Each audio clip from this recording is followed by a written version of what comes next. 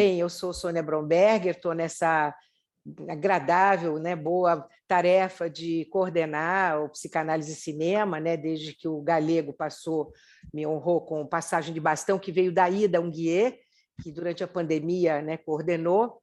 Então, estamos aqui. Aí eu já me conhece, né? Eu me atrapalho assim diante do público muito grande, então eu tenho minhas notinhas. Qual é, Sônia? Para com isso. Tem que se... Eu tenho minhas notinhas. Então, olha, muito boa noite, colegas e amigos, queridos, amantes de cinema, especialmente Suzana e Galego, né? Cá estamos de novo, mais uma vez.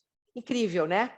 A pandemia chegou, se instalou, frustrou planos, causou desenganos, tristezas infindas, luto. Mas arrefeceu. Muitas vacinas depois se foi. Só que nós ainda não fomos para o presencial, no escurinho do nosso saudoso Cine Auditório. A causa é logística, normas de segurança, reformas da sociedade, complicado alugar espaços, equipamento, né, Galego? Pagar a exigência lá da dona, né, da marca do filme. Bem, então seguimos ainda nesse modelo, aproveitamos dele e das vantagens e das maravilhas da tecnologia, que não é o ideal, sabemos, né? E sempre lamentamos a falta da magia, da experiência de assistirmos juntos ao filme, como era sempre, e depois do cafezinho conversar sobre, né?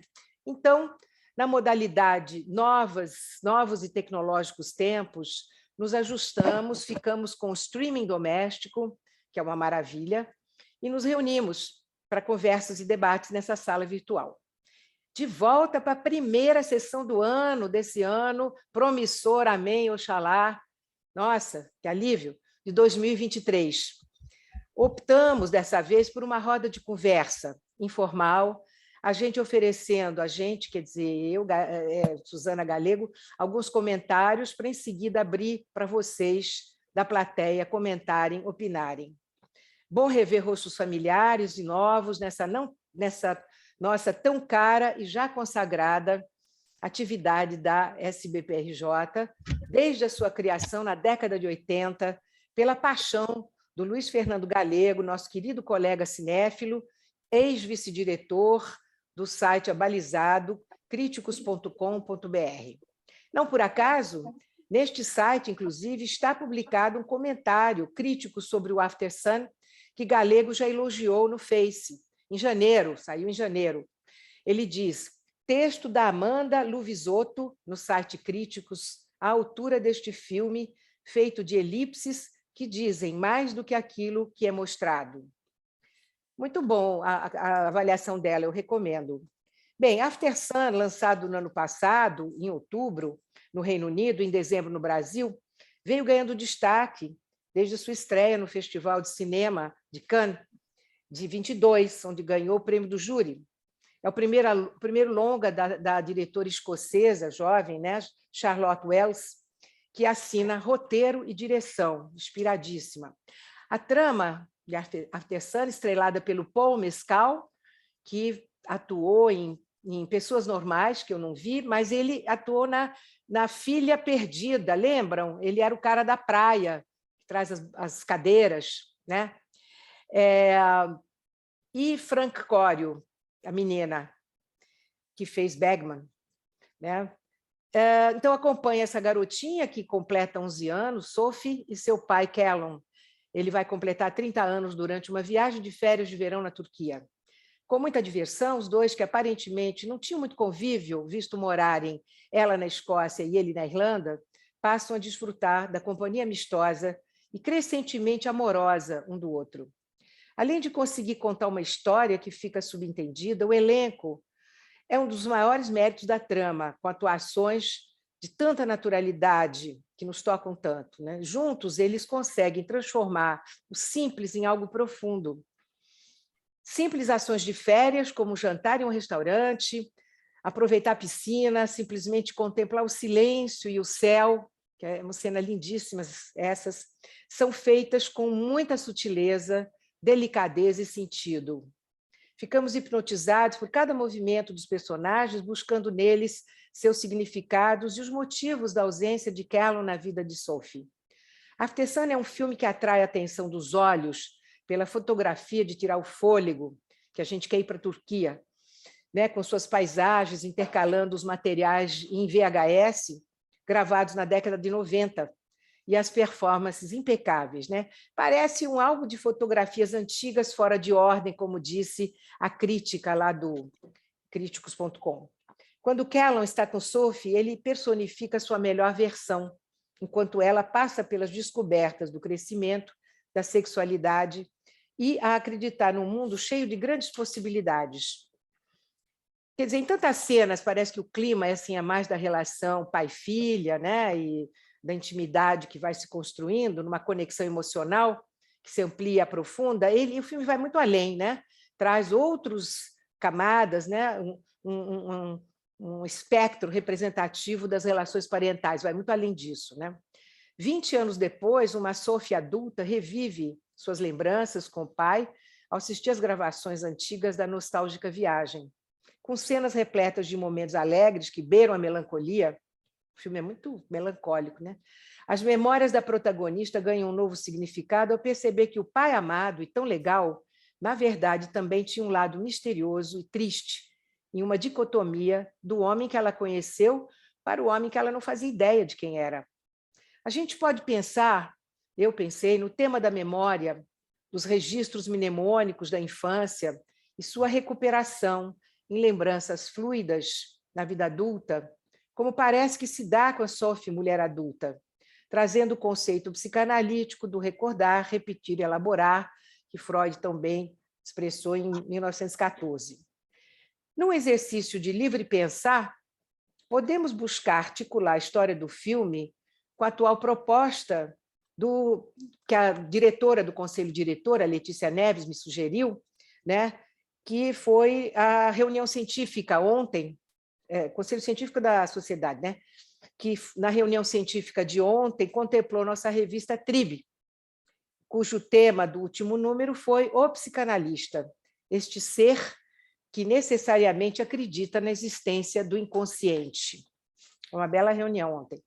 Se esta Sophie adulta, que aparece meio flu em poucos momentos, se deitasse no divã do psicanalista, eu penso logo assim, quais associações ela faria a partir dos seus fragmentos de lembranças sobre aqueles dias de férias na Turquia, com seu jovem pai, quando as questões edípicas da sua então pré-puberdade devem ter aflorado intensamente.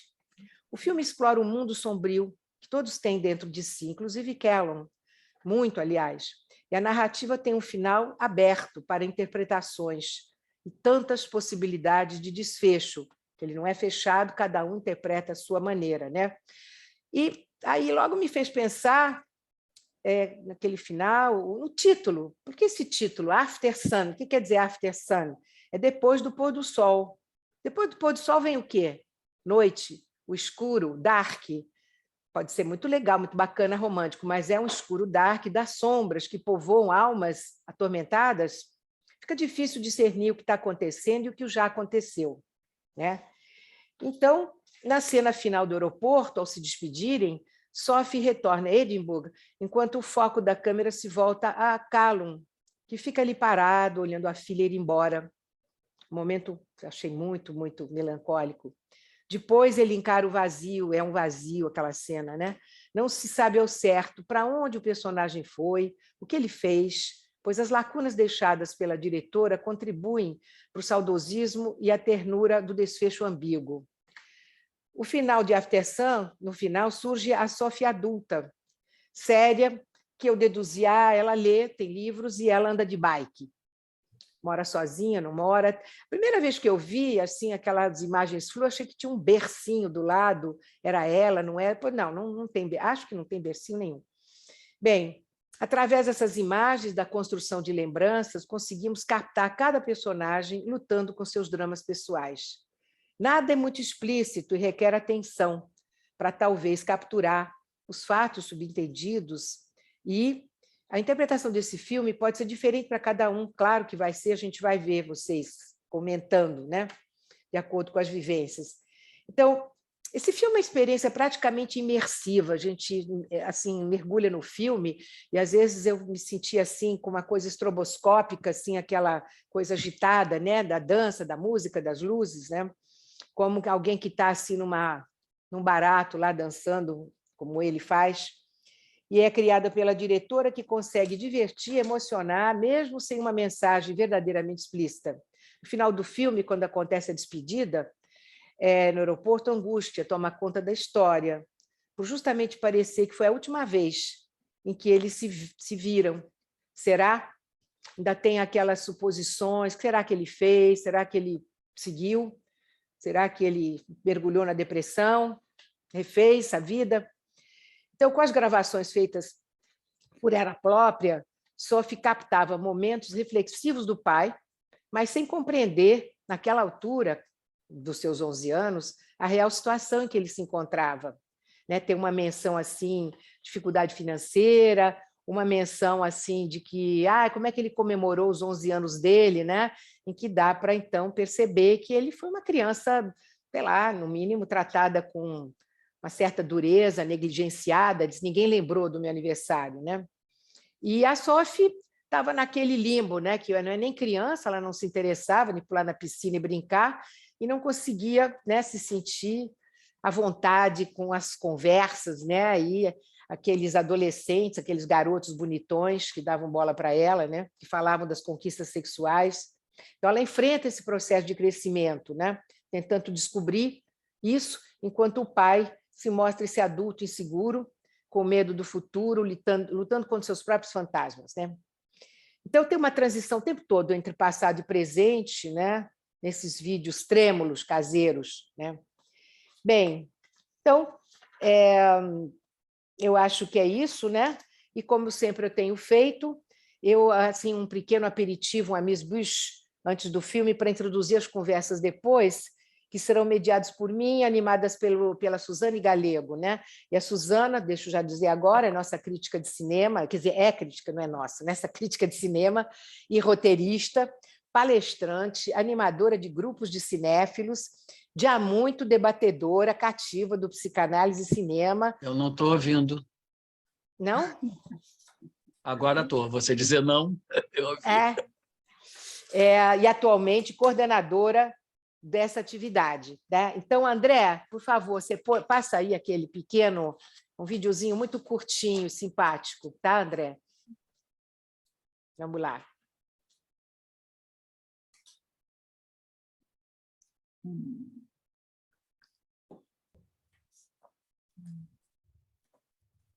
Hi, I'm Paul Mescal and I play Callum in Aftersun. I am Frankie Corio and I play Sophie in Aftersun. Aftersun is about a dad and a daughter on holiday. In Turkey. In Turkey. And it's a film about memory and how we remember our parents and how perspective changes that. And it is the wonderful Charlotte Wells' first feature.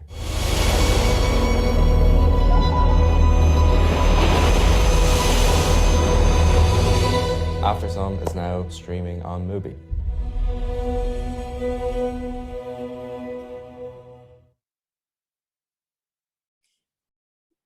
Muito bem. Então, agora, Galego achou que seria interessante, né? Seria legal a Suzana agora falar um pouco, depois ele, e aí fica aberta para a plateia, né, para a gente conversar. O que lhes parece? Bien? Muito bem, muito bem. Bora lá. Posso começar? Claro. Né, Galego? Pode? Boa noite, Sônia Galego, boa noite. Muito obrigada pela presença de todos. Estou muito feliz de estar aqui com vocês. Vamos falar sobre cinema, uma companhia tão boa, tão provocadora. Agora eu só estou um pouco nervosa, porque imaginem, a Sônia falou que não prepara os textos dela. Imagina que como não prepara os textos. Eu preparo, mas eu leio, porque eu não consigo falar assim que eu fico me atrapalho. Não, preparo. Sônia, maravilhoso, parabéns, estava lindo, muito, muito bom. Então, eu também me atrapalho, acho que todo mundo se atrapalha. Quem não se atrapalha? Enfim, vamos fazer um tratado sobre isso. Mas olha só, After Sun, né? Esse filme, eu acho que ele tem várias questões bem interessantes. A primeira é ele bate na tela como um fluxo de memória. Ele não é um filme narrativo convencional, ele não tem um fio condutor, ele não tem um começo, meio e fim, ele começa meio que no meio. Quer dizer, começa lá ele chegando na Turquia, mas tem alguma coisa que precede. É um filme meio atemporal na história da Sophie e do Cabo. Mas esse filme me provocou o seguinte, né? Quando o cinema surgiu, não foram poucas as comparações de sonho e cinema. Foram feitas vários paralelos. Cinema, o sonho seria a realização de um desejo individual, perdão pela simplificação, e o cinema, de uma certa forma, a celebração de um sonho coletivo. Hollywood foi chamada a grande indústria de sonhos do século XX, do começo do século XX. E aí me veio uma questão com esse filme, que é a seguinte: quando nós sonhamos, somos todos diretores de cinema, somos todos produtores independentes. Nós estamos na frente das câmeras, do lado, diante, escrevemos roteiro. Eu estou talvez até um pouco otimista, não curto muito essa questão de inteligência artificial, não, mas talvez ela faça tantas coisas que até filme os nossos sonhos. Já pensou se os nossos sonhos forem filmados? Que coisa interessante! A gente acorda de manhã e revê o sonho, como a Sophie fez mais tarde com as imagens gravadas 20 anos antes, talvez. E aí, o que me ocorreu foi o seguinte: como é que a gente lembra as coisas? Qual é o nosso material de trabalho para lembrar? A gente lembra, me parece, a gente lembra qualquer coisa, a gente enquadra as lembranças.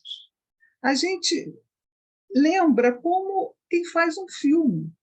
A gente lembra de um rosto aqui, de uma cena mais aberta ali, de uma situação que passa mais rápido, de uma situação que passa mais lentamente, de uma situação que se repete. E esse filme, de uma certa forma, coloca na tela essa forma um pouco aleatória de se lidar com a memória. Como é que cada um lida com os fatos que ocorreram?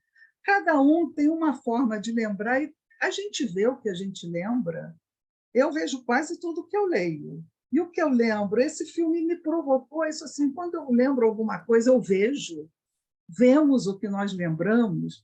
E uma outra coisa completamente fundamental é a seguinte: a questão da memória, da lembrança, mudou com o cinema, porque antes das imagens em movimento, como é que eram as lembranças? As lembranças eram feitas, cada um, como é que eram? Porque quando surgiu o cinema, em 1895, as pessoas ficaram tão impactadas que um jornalista, imagens em movimento, foi um escândalo, foi uma questão tão absurda que um jornalista escreveu: depois da invenção do cinema, a morte deixará de ser absoluta. Isso por quê? Porque cada pessoa pode ter registrado imagem em movimento do que quer que seja, de qualquer pessoa. E isso em 1895. Imaginem hoje como é que funciona a memória e a imagem mental das pessoas.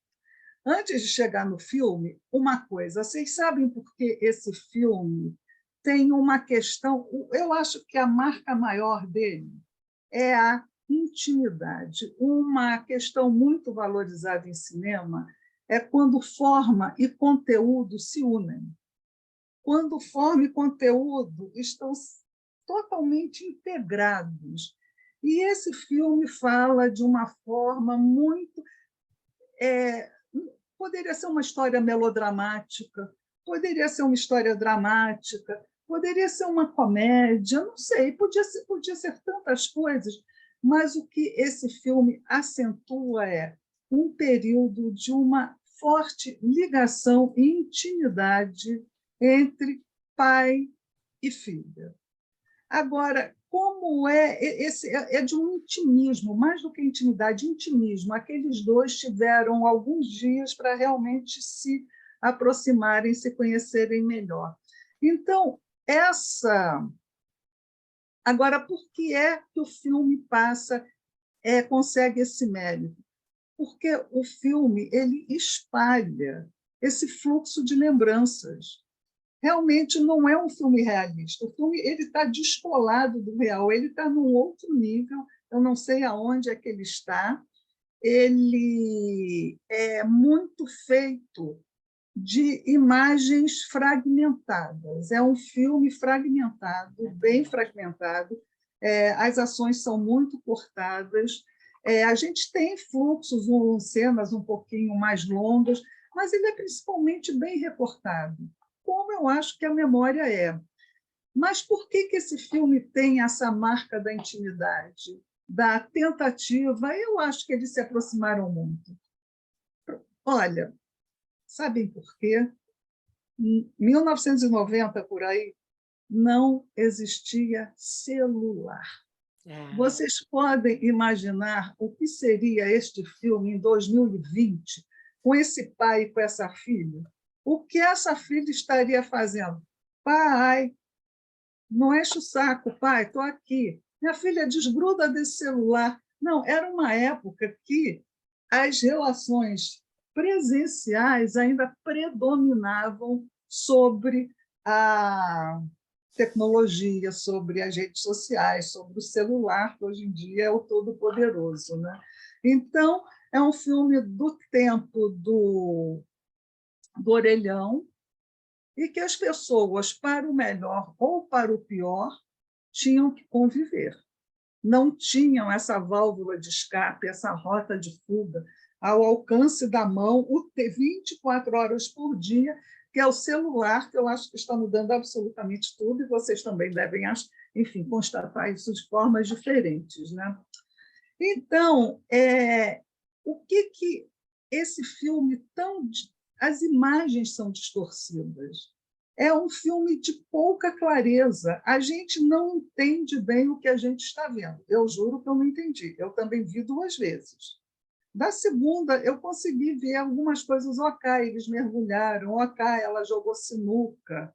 Ok, ela cantou no karaokê. Ela ficou muito ofendida que o pai não quis cantar no karaokê. Mas eu vi assim coisas tão delicadas, tão sutis, por exemplo, aquele pai que passa protetor solar naquela menina, aquele pai que tira o tênis da menina quando a menina dorme de tênis, aquele pai realmente preocupado com a filha que fala para ela: olha, se você passar por alguma coisa, você pode contar comigo. E um pai que é o seguinte: aquele pai está fazendo uma força danada, né, para ficar com aquela menina. Aquele pai parece que não ganha muito dinheiro, mas ganha algum. Para ter ido para a Turquia com a filha não é tão barato assim. Não é um cara que está assim na Rua da Amargura. O cara tinha algum, né? Mas ele não tem onde morar. Esse filme ele fala de pai e filha em um contexto, como eu falei assim, que possibilitava também uma aproximação maior. Sabe o que esse filme me lembrou? Se demorasse um pouquinho, quem sabe ele virava uma baleia. Lembram do filme Baleia, que também concorreu ao Oscar? Também era um homem que separou da filha, contexto diferente, e deu aquilo tudo. Mas a moça não desgruda do celular, a moça é a barra pesada total com o celular. Mas esse filme é meio desordenado, meio confuso, ele é embaçado, ele tem contornos mal definidos, mas o que ele tem são momentos de uma conexão entre aquela filha e aquele pai muito, muito emocionante. Então, por exemplo, olha só, que dupla maravilhosa. Esse filme tão pequeno, quer dizer, o que deve ter sido mais caro nesse filme, uma produção tão pequena, deve ter sido para a Turquia, ele depende completamente de 2 atores. E o Paul Mescal é maravilhoso, maravilhoso. É um cara assim que ele quase faz força para não aparecer, né? Mas a Franck Corio, olha, por mim, se eu fosse da academia, eu dava Oscar para essa menina, porque que menina maravilhosa. Eu acredito em cada sorriso daquela menina, em cada hesitação. Que menina incrível!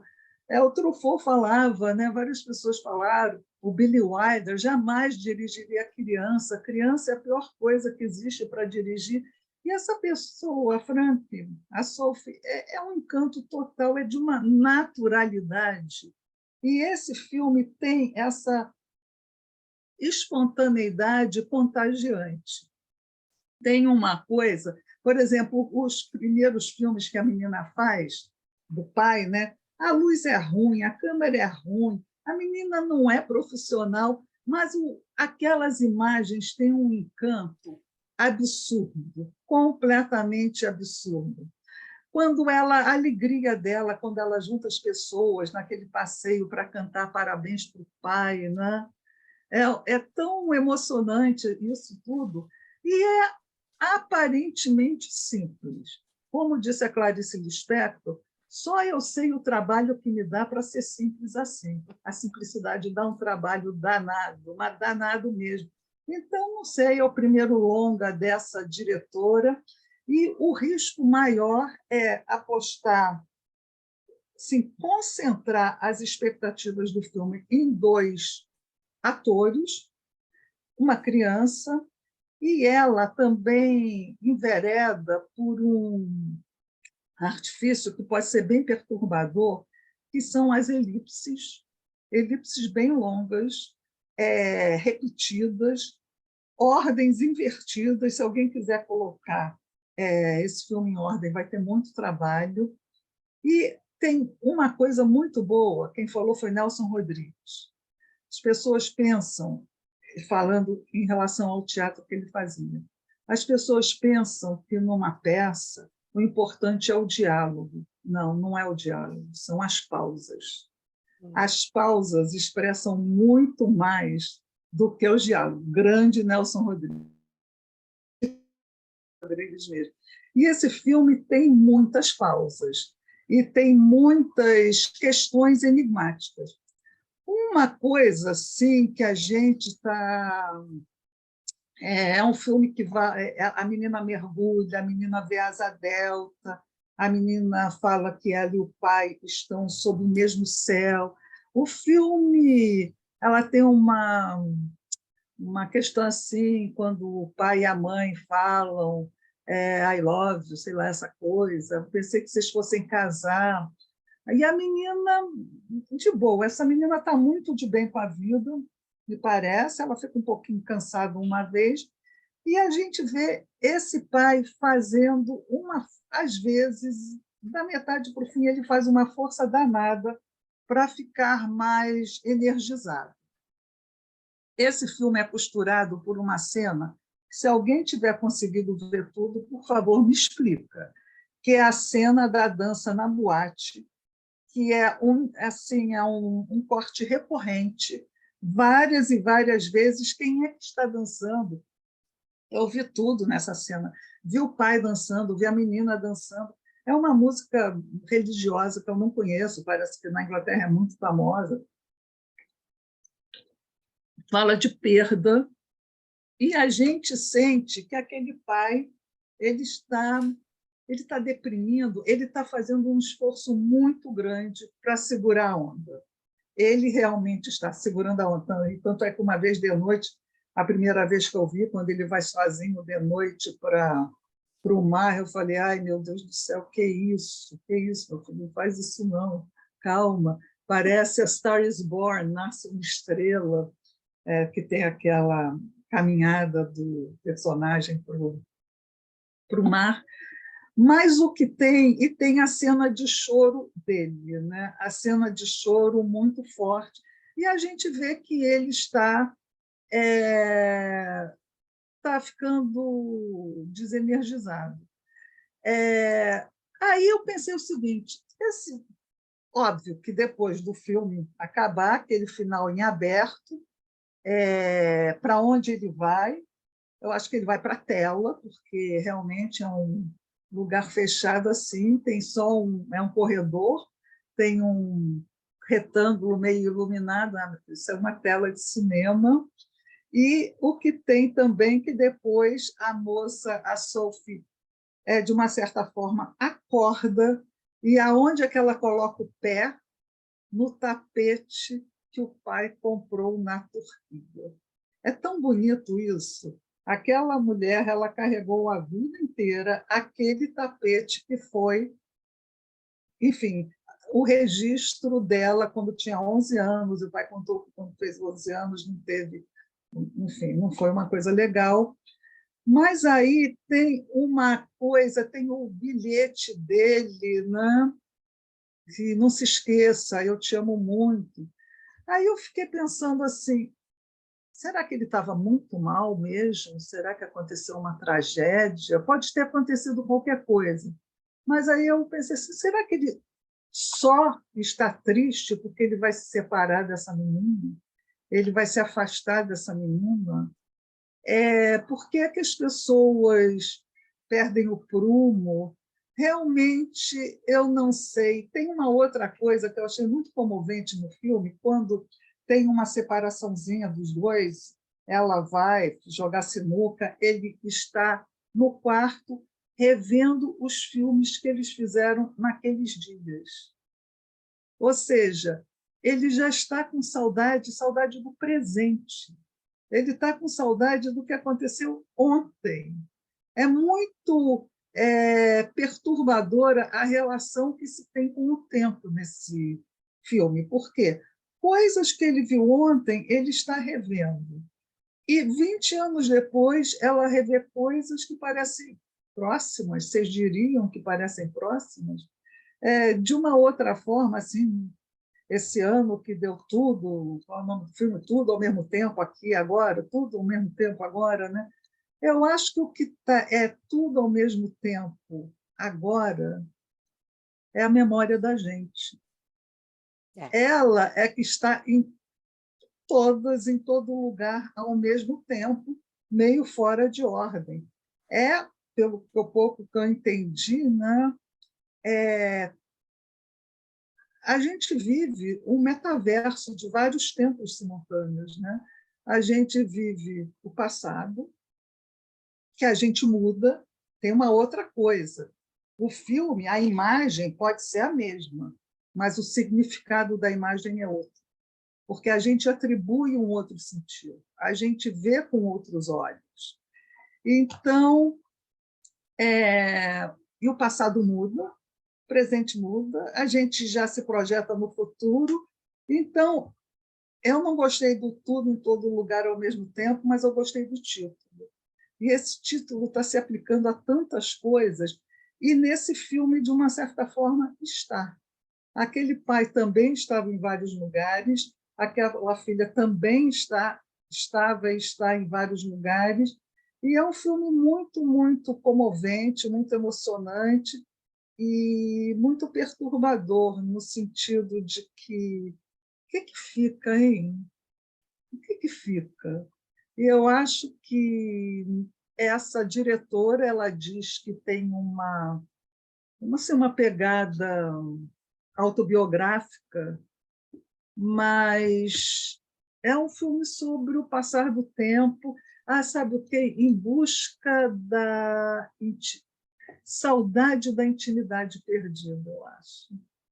Acho que é um filme sobre isso, não é em busca da intimidade perdida, é saudade. Eu acho que aquela moça tem saudade daqueles dias com o pai. Enfim, Galego, é com você. Muito bom, Suzana. Obrigada. Olha, muito bom. Reflexões muito interessantes, sensíveis, inteligentes, como sempre. Galego, vamos lá para depois as pessoas falarem, né? A Suzana falou como o filme é meio confuso às vezes, da primeira vez que a gente vê, pelo menos, e talvez o que eu fale também seja meio confuso com é o filme. Fica à vontade. Porque eu vou começar com 2 questionamentos que eu ouvi, né? Um cinéfilo meu conhecido disse que, para ele, esse filme eram 2 personagens à procura de um roteiro. E eu discordo peremptoriamente, porque eu acho que, para montar esse roteiro ou para montar esse filme, eu me lembrei de uma história clássica dos anos 60, quando foi lançado aquele filme do Alain Resnais, ano passado, em Mariambá, que é para você não entender. Se você quiser entender aquele filme, você vai odiar o filme. Você tem que ver aquele filme como você ouve uma música. O próprio Resnais disse que a intenção dele era trabalhar com a voz dos atores, né? Para quem não conhece ou não lembra, um homem num hotel de luxo, numa época dos anos 60, ou antes até, né? Um hotel estranhíssimo, né? Barroco, né? Com a decoração rococó. Um homem encontra uma mulher e diz: você, há um ano atrás, em Mariambá, você me disse que fugiria comigo. E ela diz: não, eu não estava em Mariambá um ano atrás. Ele diz: não, então foi em Baden-Baden. Quer dizer, vale tudo, né? E é considerado um filme sobre, dentre outras interpretações, sobre uma memória caótica, ou é um filme que se passa na cabeça dos personagens, ou é um filme onde os personagens são entidades abstratas.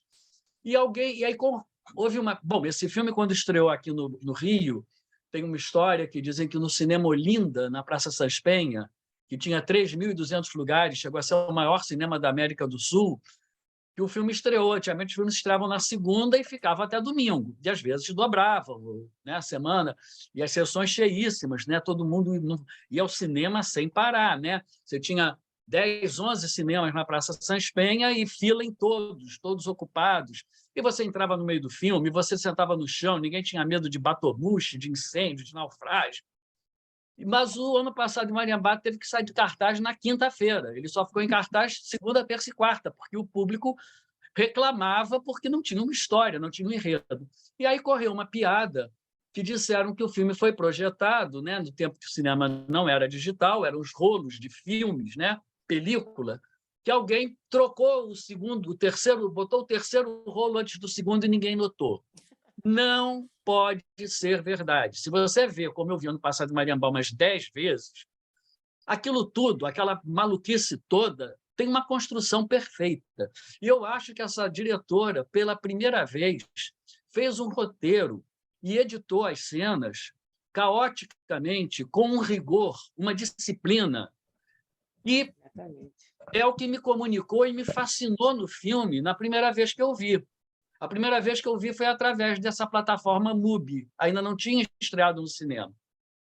E vamos lembrar, hein, ele estreou dia 1º de dezembro no Brasil, e que, por mais não seja, que esteja numa sala só pequena do Estação Botafogo, ainda está em cartaz. De alguma forma, houve uma aceitação de um público, que não é o público do Avatar, né, em números, longe disso, mas é um público que sustenta uma sala de cinema com filmes mais ousados. Eu não vou dizer que ele tem a mesma ousadia do ano passado em Mariambá, mas essa moça dirige um filme pela primeira vez e faz esse caos organizado, porque a mim me comunicou muito, porque primeira coisa, né? O filme começa, eu vou colar aqui da crítica do Eduardo Escorel na revista Piauí, muito organizado, né? Mais do que eu, né? Ele diz assim: no prólogo, Calum e Sophie, a primeira imagem de After Sun é instável, que é uma coisa que já de início me deixou contra. Eu detesto câmera tremendo. Se a câmera treme muito tempo, eu fico nauseado, eu não gosto. Então, aquele negócio, câmera na mão, uma ideia na cabeça, mas com moderação, né? Então, A primeira imagem de After Sun é instável. É alguma coisa que está sendo gravada em mini DV, eu não sei o que é isso, mas deve ser aquela câmerazinha, que era o máximo na época, não tinha o celular para você gravar, pela menina, e a câmera balança e o pai faz palhaçadas. E ela diz, meu Deus, o que é isso? Ele diz, são meus movimentos. E ela diz, pare, isso é tão constrangedor.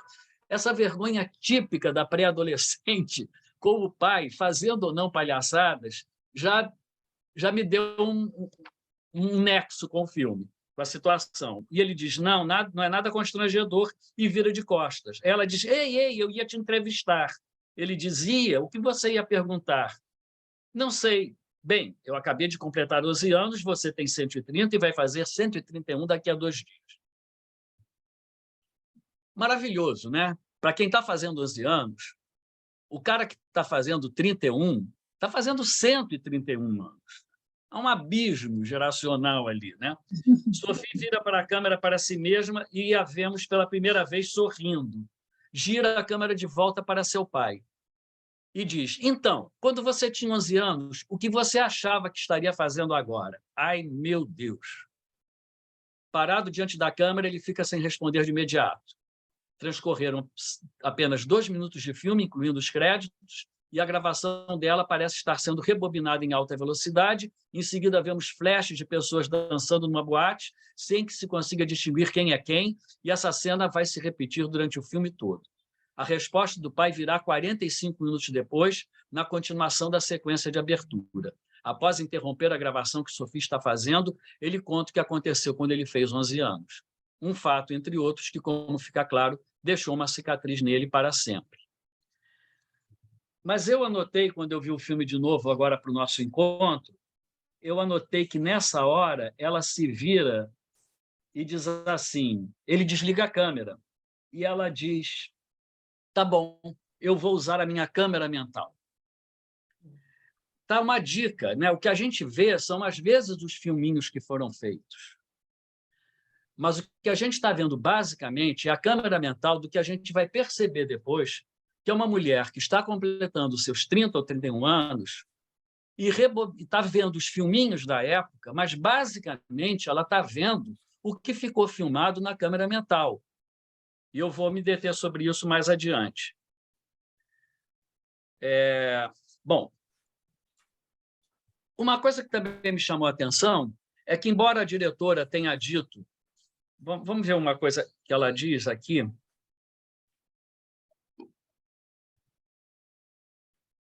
Na entrevista ao jornal The Guardian, ela afirmou: a emoção do filme, porque perguntaram se era autobiográfico, né? E aí ela disse assim, está aqui, eu não estava pensando...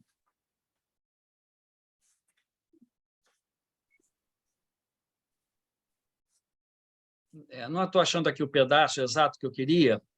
Vamos ver se está aqui nesse texto, que é um parágrafo um pouquinho longo. A emoção do filme e a dor manifestada são minhas.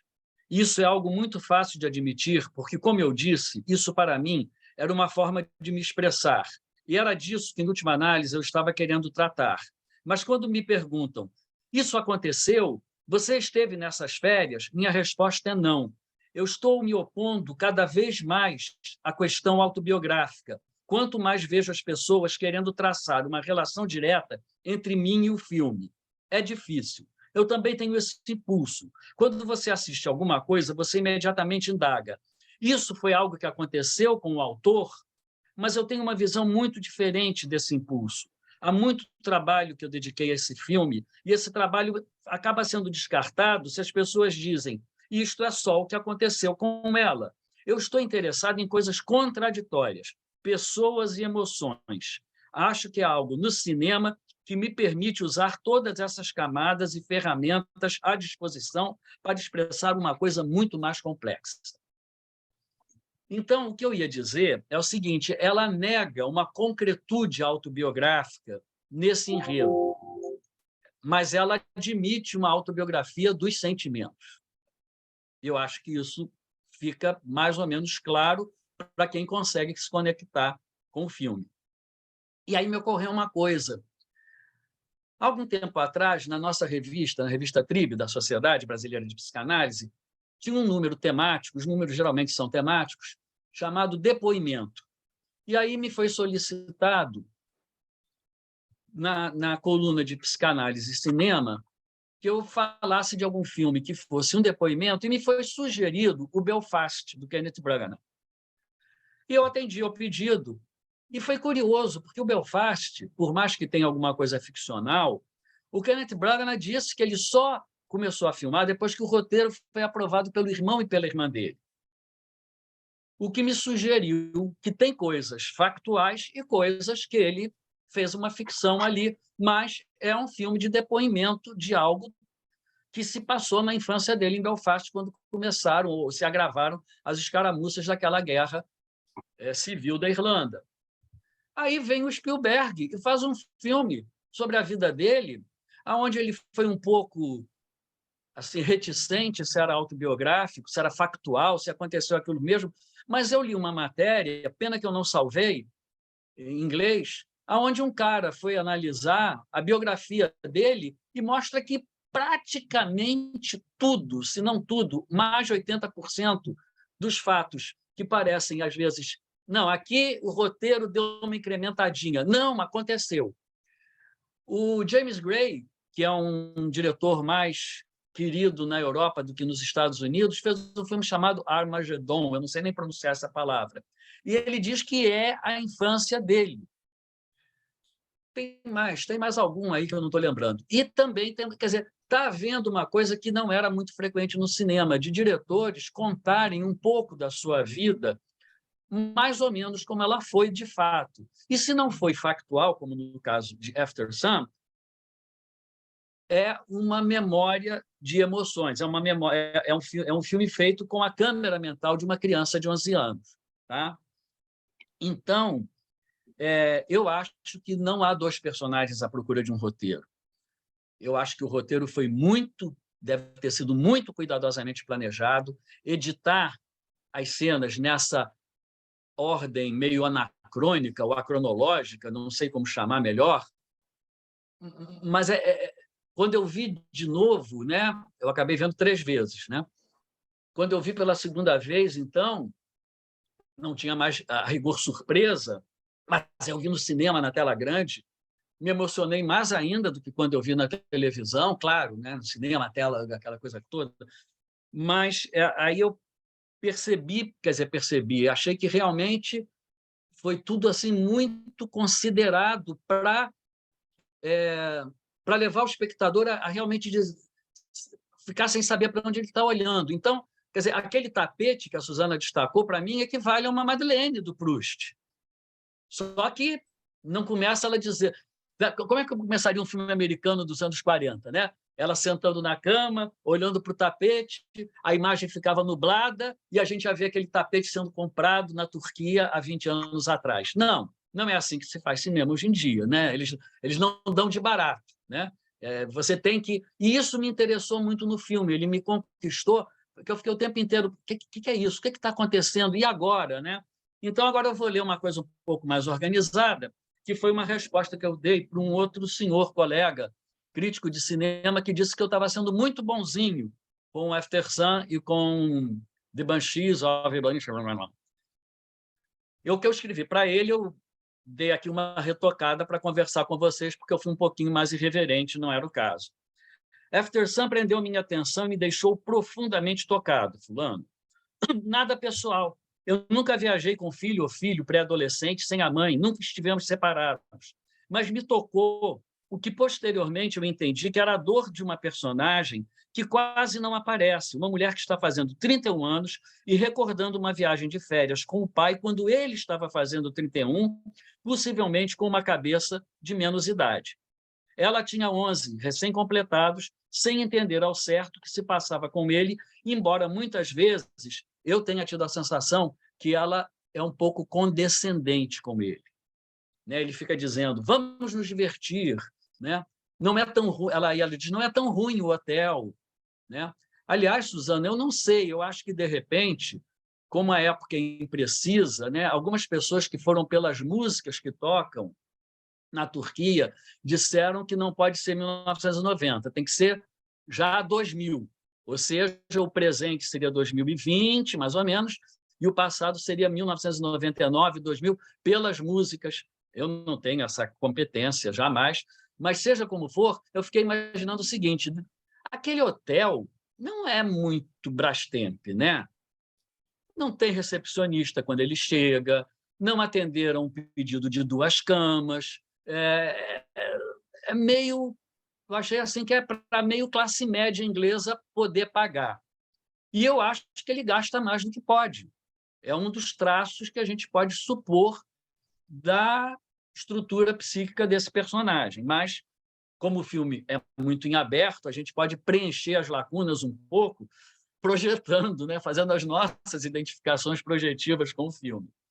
Bom, além de me parecer que ele tem uma cabeça, né, uma maturidade emocional, intelectual não é o caso, emocional, um pouco menor do que 31 anos, né? Ele também parece estar tentando dissimular uma depressão. Sugere um adulto meio ou bastante perdido, sabe-se lá como e por que quebrou o punho, que está engessado, e às vezes fica meio sugerido que é um sujeito ainda meio garotão, e fisicamente ele pode parecer um irmão mais velho da filha, com uma cara que pode aparentar uns 20 e qualquer coisa de idade. Aliás, a diferença dos atores não é muito grande, porque o Paul Mescal não tem 31 anos. Parece que a diferença entre eles é de 14 anos. Ah, e outro detalhe, a menina foi escolhida numa seleção de 800 meninas. Mas é muito interessante o processo de seleção que a diretora bolou. Ela pediu que as pessoas interessadas, já fossem atrizes profissionais em profissionalização ou não, mandassem para a pré-seleção um filminho caseiro, que elas mesmas tivessem filmado. Na hora do jantar, brincando, lá o que fosse. Então, a partir daí, ela já fez uma triagem.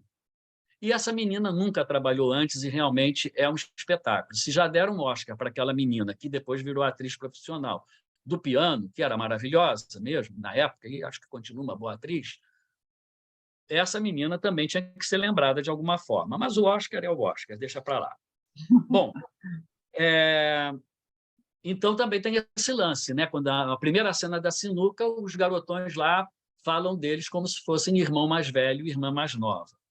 Ele parece estar... bom, me deixei ficar curioso pela apresentação do enredo, uma apresentação cheia de elipses, como eu acho que seriam as recordações de uma garota de 10 para 11 anos, cujo registro dos fatos e vivências na época pode acabar tendo privilegiado detalhes que seriam algo, vamos dizer, periféricos para um olhar de um adulto, que eu acho que é o que acontece com crianças, que muitas vezes prendem mais atenção ao fundo do que eu chamo fundo do que a figura. Aliás, o fundo acaba mesmo tomando o lugar da figura muitas vezes. Com isso, vemos cenas que aparentam não ter nenhuma, aspas, importância, se esperamos um roteiro com a construção de uma dramaturgia mais tradicional, que logo nos revelaria elementos de esclarecimento por trás do que é mostrado. Eu fiquei tenso, na primeira vez que eu vi o filme, o tempo todo, esperando que uma coisa explicitamente muito terrível fosse acontecer. Quando ele mergulha sem ter treinamento, cara, ele não vai voltar à tona.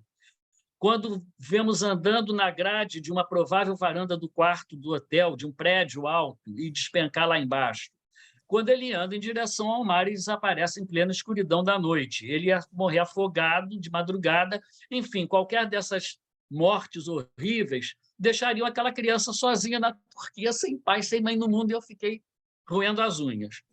Há um momento de tensão explícita, mas psicológica, quando ele fala que, depois do karaokê, que ela inscreve os dois, ele não vai, ela canta, e ele diz que, se ela quer estudar música, ele vai providenciar isso, e ela está muito danada, e ela diz: por que que você continua prometendo coisas que você não tem dinheiro para comprar? Então, daí é que eu fiz a dedução que ele gasta mais do que pode. Na verdade, ele não tem onde morar, ele está numa situação complicada. não só emocional, as duas coisas estão se misturando. Há um momento... Tá. Nesse instante, a aparente cordialidade, uma espécie de pacto mútuo de fazer de conta que está tudo bem, é quebrado, especialmente para ele, que a gente vai ver em algum momento soluçando convulsivamente de costas. 20 anos depois, no tempo atual, provavelmente, aquela menina está de aniversário, completando 31 anos, tem um bebê, uma companheira, e está revendo filminhos da época, lembrando coisas, aspas, sem importância, enquanto aquele pai garoto meio bobo e muito ferrado afundava. Na cena final, ele se despede dela no aeroporto e depois que ela revê a filmagem dela dando tchau, filmagem feita por ele, o vemos guardando a câmera na mão e andando por um corredor que termina numa porta em que ele entra e a gente vê luzes de danceteria. O não dito pesa mais de acordo com a imaginação do espectador. Eu não tenho dúvida de que ele se matou ou se deixou morrer de algum modo. Gostei tanto do filme que levei minha mulher Sueli para assistir no cinema. Fui ver de novo. E ela, quando saiu, nem sempre a gente concorda, né? Ela fez o mesmo comentário que eu contei acima. Cara, fiquei tenso o tempo todo esperando que ia dar uma senhora merda. E eu disse, mas eu acho que deu, né? Ela disse, eu também acho. Essa coisa das cenas soltas, como que descosturadas, certamente foi cuidadosamente planejada num roteiro super elaborado para aparentar essa apresentação errática que mistura nadas com coisas nenhumas, apenas sugerindo aos poucos, mas cada vez mais em breves momentos, um drama dissimulado e ocultado quase o tempo todo. Foi assim que eu vi, e assim vi um grande, pequeno, entre aspas, filme. Pode-se especular sobre alguns detalhes próprios da aproximação da puberdade para a menina, que houve conversas de assuntos sexuais das adolescentes mais velhas do que ela, que acha que um casalzinho dando beijos de língua estão se mordendo, que vê dois rapazes se agarrando num canto, que cobre o pai pelado na cama na noite em que ele deve ter tentado se afogar e ela ficou fora do quarto quase a noite toda. E se isso redunda da sexualidade adulta da personagem, é uma elucubração que eu deixo em aberto para os colegas psicanalistas. A estrutura do filme, eu acho também que lembra muito como é o trabalho de escuta do psicanalista, né? Eu me lembro de uma situação que eu atendi há muitos anos, um homem jovem e que tinha uma situação assim de muito, não sei como descrever, não era timidez, era um medo, ele era uma pessoa... Vou resumir. Uma vez ele me contou que ele teve que ir à cidade com um amigo para resolver um negócio e ele preferia que o amigo tivesse ficado no carro e ele tivesse subido, porque era num lugar que não podia parar, não podia estacionar, e se chegasse um guarda. E se chegasse um guarda, ele me contou na sessão, eu ia dizer que estava passando mal, eu ia debruçar em cima do volante, enfim, ele ia buscar uma saída de acovardamento, de fingir que estava passando mal para não sofrer algum desconforto com a autoridade policial. Muitos anos depois, a gente tinha combinado já que as coisas estavam razoáveis, ele queria parar, podia parar de ir lá, e na última sessão ele chegou assim muito preocupado porque ele tinha ido comprar algum remédio na farmácia e ele viu o farmacêutico se comportando como um médico. Ele era médico, esse paciente. Ele começou, ainda era estudante e tal, era um médico jovem. E aí o farmacêutico dando conselhos, ele ficou pau da vida, né? E deu um soco no balcão e tal, e falou, e ele disse, agora eu vou parar de vir aqui com esse pavio curto. E aí eu disse para ele, olha, eu só me lembrei de uma coisa, alguns anos atrás você ia fingir que estava desmaiando, que estava morrendo, para não ter um confronto. Se você acha que a gente deve continuar, a gente continua. Mas eu estou ouvindo duas histórias tão diferentes no tempo. Quer dizer, um fragmento que estava perdido na minha cabeça, né? 4, 5 anos depois voltou, e eu acho que é assim que a gente vê um pouco esse filme, né? Quer dizer, a gente vai juntando os pedacinhos, né? E, para terminar, eu só vou destacar umas coisinhas que eu anotei aqui, né?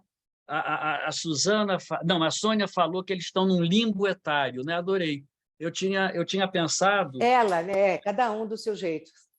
Pois é, porque numa das primeiras cenas eles vão para a piscina e ele diz para a menina, para a filha, tem uma menina do outro lado, vai falar com ela. E ela diz o quê? Ela é muito criança. Aí se vira para eles assim, vai falar com os pais dela. Ele diz, eles são muito velhos. Muito velhos, né?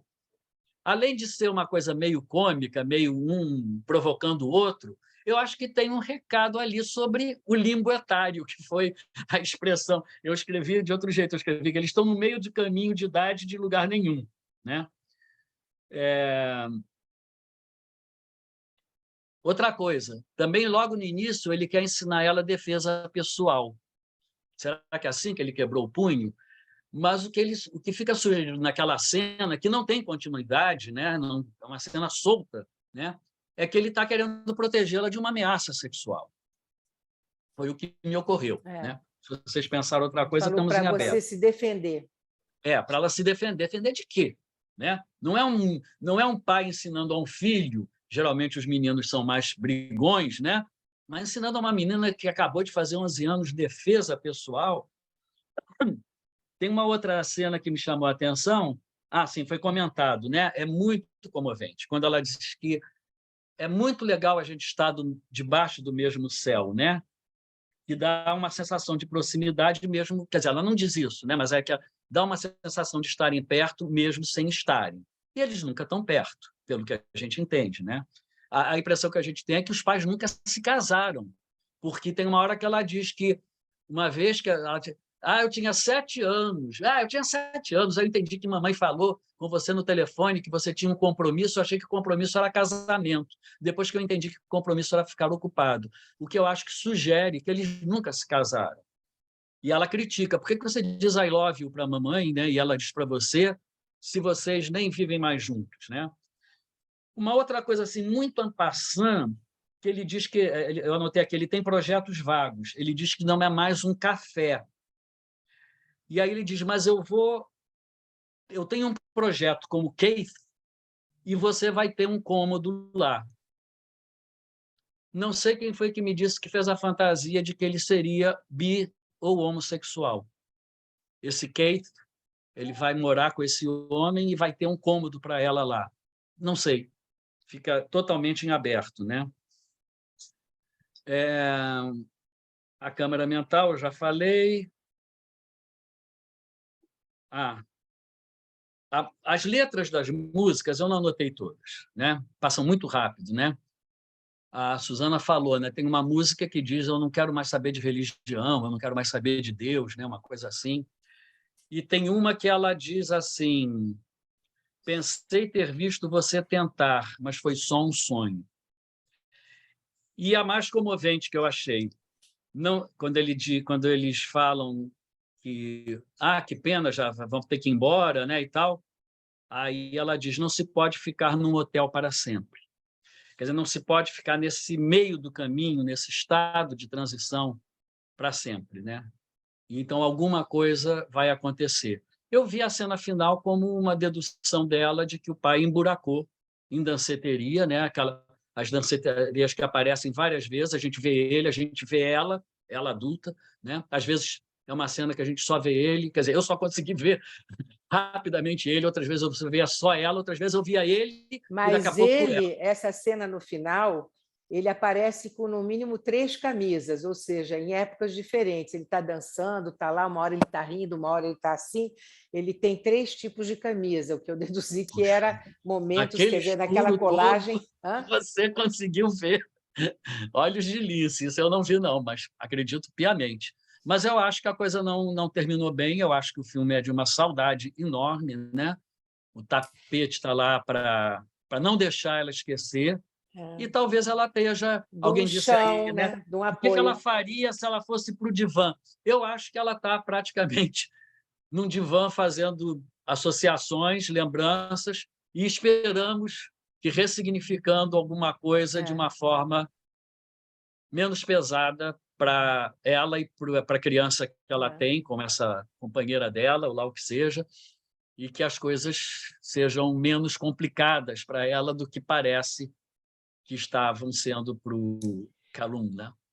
Agora, só uma coisa, os livros que aparecem, que são deles, Meditação, Tai Chi e um tratado de sociopolítica, sei lá o quê, né? Então, esse eu não consegui ver, eu só estava ali vi... na pilha, né? E dá para ver, fica fixado, porque às vezes a câmera congela, fica muito tempo, eu vi o de Tai muito Chi, lento. de meditação, né? Outra coisa, né? Quando eles vão naqueles banhos de lama, né? Quando eles falam de Cleópatra, falam de suicídio, tem algumas menções, eu acho que eu não anotei todas, eu não vou encontrar as anotações aqui, nem vou ficar procurando, perdendo tempo, mas eu acho que tem algumas sugestões assim pessimistas para o destino desse personagem, e esperamos que não seja a vida da diretora realmente. Mas a declaração dela me parece que ela está rejeitando assumir o factual que possa o filme ter, e acho que ela tem toda a razão. O importante não é se o autor, o criador, o artista viveu exatamente aquilo. Não é saber isso, não é fechar, né?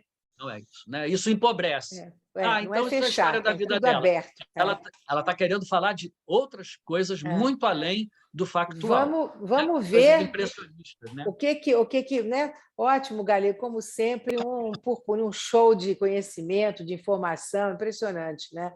Cultura geral e de cinema do Galego. Agora, vamos, né? Estou curiosa para ver o que cada um achou, enfim, quer falar, não sei se por ordem ou não por ordem. Quem quer falar, vai falando. Eu vou tomar coragem. Eu vou tomar coragem Posso antes também, da multidão de coisas que alguém vai falar. Então, pode Eu falar. não sei... Sônia, me escreve no chat. Escreve Tá, Letícia. Então, Munira e Letícia. Obrigada. Eu pensei, eu não sei, vocês são... Eu acho que eu tenho eu gosto de cinema, mas esse negócio de vocês verem 3, 4 vezes um filme, eu fiquei... Por causa do evento, isso é trabalho. Nossa Senhora, eu só vi uma vez. Suzana. Então... Posso fazer só uma pergunta? Luciana, Você só lê um texto uma vez? Não. Boa.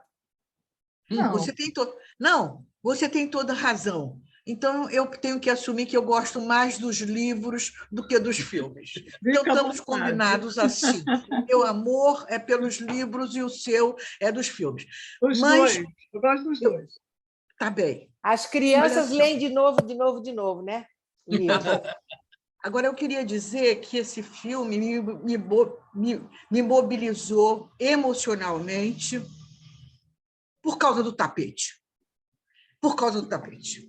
Então, acho que todo mundo sabe, meu nariz não engana, eu tenho ascendência árabe. E durante a minha vida, eu fiquei muito tempo pensando como é que os meus antepassados trouxeram os tapetes que trouxeram no porão dos navios que vieram e que trouxeram os tapetes no porão do navio. E eu sempre olhei os tapetes enrolados e depois abertos e sempre pensei em tudo que eles diziam. Então, realmente, aquela cena do tapete, eu vim hoje aqui porque eu falei, se não falarem do tapete, eu vou falar. Não falta mais. Então, eu fiquei muito satisfeita, Suzana. porque não precisei, vocês falaram. Mas, além disso, eu queria falar algumas outras coisas. A chegada naquela casa da loja dos tapetes, o chazinho, todo mundo que foi naquelas regiões sabem desse ritual de oferecer o chá como o nosso cafezinho aqui, né? Isso também eu não queria deixar de falar do chá daquela região. Agora, a intimidade, Suzana, que você trouxe é de arrepiar. É de arrepiar desde o momento que ele se preocupou que não tinha 2 camas, desde aquele momento fora o que você já disse, ele cobria aquela criança, não foi só tirar o sapato, cobrir, passar o protetor celular e todas as outras coisas que Limpar a você pele. fala. Limpar a Eu pele. fiquei realmente, me emocionou demais. Para quem viu o filme uma vez, eu fiquei muito emocionada com essas coisas todas e vou parar de falar, porque tem muita gente que vai falar. Eu achei muito importante aquelas 2 cenas. Quando ele vai direto para o mar e que é preto, ele está de preto e está escuro. E a cena final, quando ele vai, está branco, ele está de Camisa. branco, mas ele está indo também em direção a uma porta que Camisa todo branca. mundo sentiu como branca, mas lúbrica. Eu queria dizer que eu After notei Sun, né?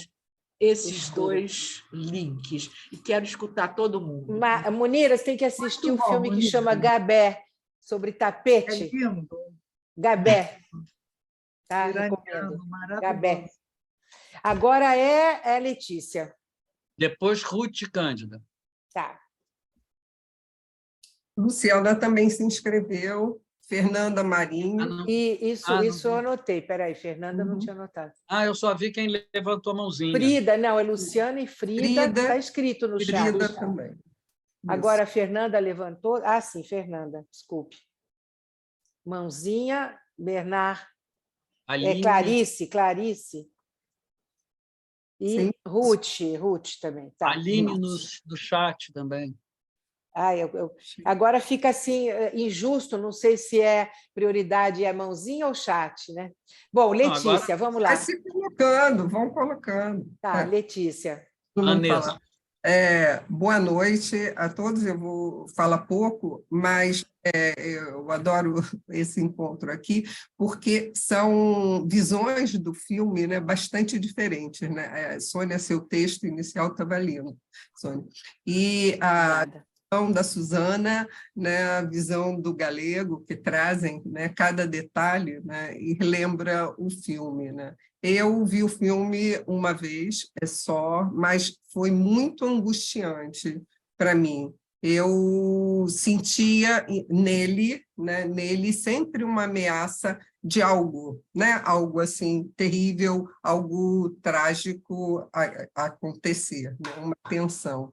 E entre esse cuidado, né, ele muito cuidadoso, né, mas eu percebi também algumas ações, né, contraditórias, como o Galego leu, que a diretora falou isso, né? Camadas, né, contraditórias, né? Como a menina deixada, né, sozinha, né, à noite, ele tem, né, aquela cena, né, o contraponto, né, dele chamá-la para dançar, ela não vai, ela chamá-lo, né, para o karaokê, os dois se aborrecem, né? Então, questões contraditórias e lembranças, né? O filme é todo de lembranças, né? Mas lembranças, né, de quem? Dela, né, o que foi filmado, né, por eles, né, e costurado com lembranças. E tem cenas que as lembranças só podem ser dele, né, ou memórias, né, que ela construiu, né, memórias encobridoras, né, que ela imaginou, ela construiu no vazio quando ela chegou e o pai não estava, né? E ela tem que dormir no hall. Quer dizer, me parece esse cuidado tem camadas, né, contraditórias também, né? Agora, o filme, né, eu, depois que saí do filme, eu fiquei me pensando, né, me pareceu, né, como no consultório, né, num atendimento que nós fazemos, né?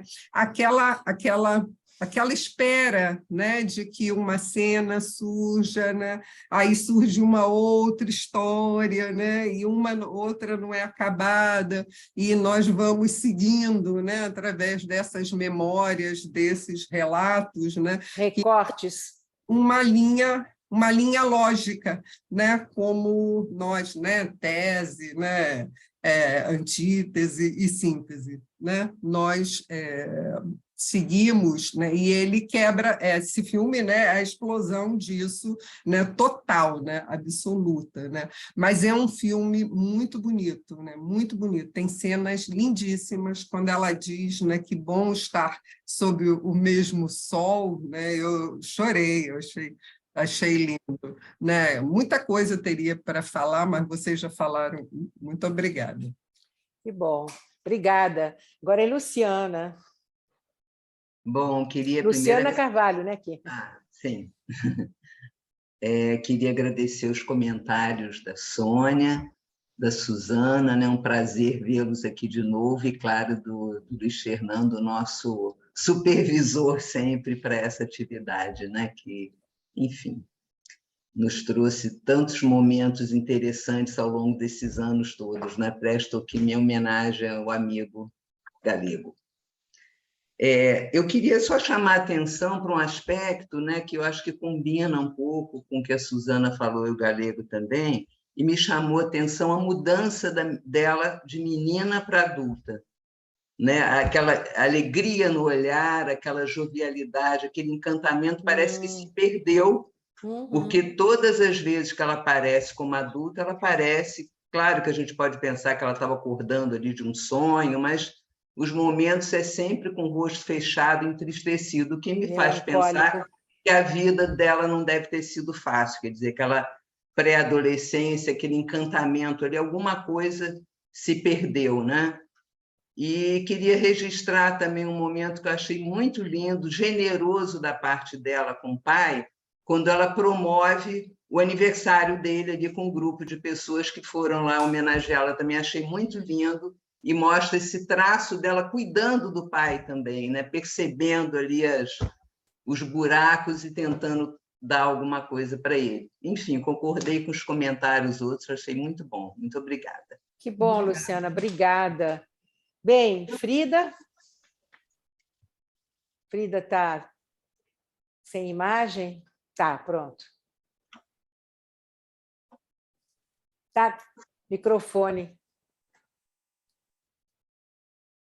Está fechado. Microfone, agora abri. Tá bem. Boa noite para todos. Sônia, para você, achei linda a sua apresentação inicial. A Suzana também, nem se fala, foi ótimo. O Galego, como sempre, brilhando, né? Eu queria falar com vocês a respeito de um recorte que eu fiz mais na linha da relação, não de duas subjetividades, e sim da relação entre o pai e a filha, né? Do vínculo que o filme mostra muito bem,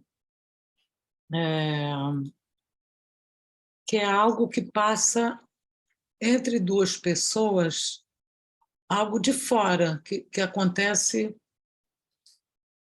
entre eles, no sentido, como é que eu vou dizer, do quanto que um passa para o outro e recebe de volta identificações, transferências, e, nesse sentido, me parece que eu teria vontade de circundar a questão da transgeracionalidade. Primeiro, eu queria falar também que, quando eu vi o filme pela primeira vez, eu levei talvez umas 5 horas vendo o filme, porque eu via, parava, ia fazer alguma coisa, dizia, mas que filme mais chato, voltava, fiquei muito, muito mexida, mas não conseguia entender, só achava o filme chato. Comentei até com a Munira, né? Eu estava achando o filme... Não conseguia entender por que tanta importância esse filme tinha, né? E, no final, eu resolvi ver de novo, né? Já com esse olhar olhando o par, né? A relação entre os dois. E fiquei muito com a questão da transgeracionalidade, que era o que eu queria trazer, principalmente, para cá, agora, para essa reunião, porque a transgeracionalidade é um conceito que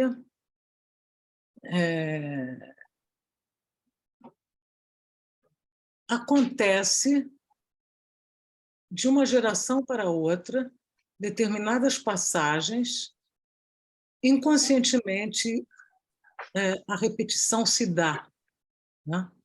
Quando o Galego fala que espera que a filha não dê uma merda, eu concordo, porque o que eu vi nessa filha já grande, né, com a idade do pai, no decorrer do filme, era uma moça deprimida, assim como o pai. E me pergunto se ali naquela filmagem, certamente já estava acontecendo alguma coisa transgeracional, porque teve uma hora em que ela disse para ele: eu estou triste, vocês lembram? E ela disse: você nunca sentiu isso? Eu acho que ali já estava acontecendo alguma coisa, né? Transgeracionalmente falando. Enfim, é isso. Acho que tinha muita coisa para falar de concordâncias minhas com a fala de várias pessoas, mas, enfim, acho que é isso. Foi Obrigada. ótimo, uma contribuição assim original, sua, muito sua, né? Que você tem pensado as coisas de família, casal e par, né? Obrigada. Agora Ruth, né? Boa noite, está aqui. Bom, eu fiquei muito impactada com o filme. O filme é um filme, para mim, foi um filme muito delicado, porque a gente costuma ver férias de mãe e filha, e de pai e filha é uma coisa muito difícil da gente ver e ser mostrado no cinema também, né, essa relação pai e filho. Eu realmente fiquei sobressaltada muitas vezes com o pai, eu achava ele meio maluquinho, ou meio desesperado, ou meio sem nada na cabeça, e eu achava que ele ia fazer alguma droga e a garota ia ficar sozinha. Mas, em contrapartida, ele no dia seguinte ou na cena seguinte, ele era carinhoso, ele era zeloso, ele era paizão, ele era charmoso, então ele dava conta daquilo. A cena que mais me impactou foi quando, depois do karaokê, né, ele fala que vai pagar aula de música para ela, ela diz: mas você não tem dinheiro. E aí eu senti aquele pai-herói, né, que a gente tem até antes da adolescência, vira um pai. Um pai que não é mais herói, né? É um pai, é um pai. E eu não lembro das representações que eu tive aos 11 anos, mas a que ela mostrou é que eu estou crescendo. Eu já estou te vendo como um outro pai, um homem que vai me acompanhar, que gosta de mim, mas não é mais aquele super-herói que eu imaginei que fosse. É muito interessante também esse roteiro que a Suzana falou bastante, né? E Galego também falou, dessas brechas. Então, eu enfiava, né? Eu preenchia essas brechas com coisas minhas. Tanto é que eu precisei, Munira, ver o filme 2 vezes, porque eu vi 2 filmes diferentes. Muito Né? bom. Eu vi um filme Muito que eu bom. vi meu e um filme que eu queria saber se eu tinha visto aquilo que eu tinha visto. E vi, então, outro filme. Né?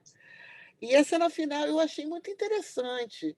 Eu não achei nada de deprimente, achei ela ótima, com a companheira, com o bebezinho, talvez essa progressão da vida da gente, né?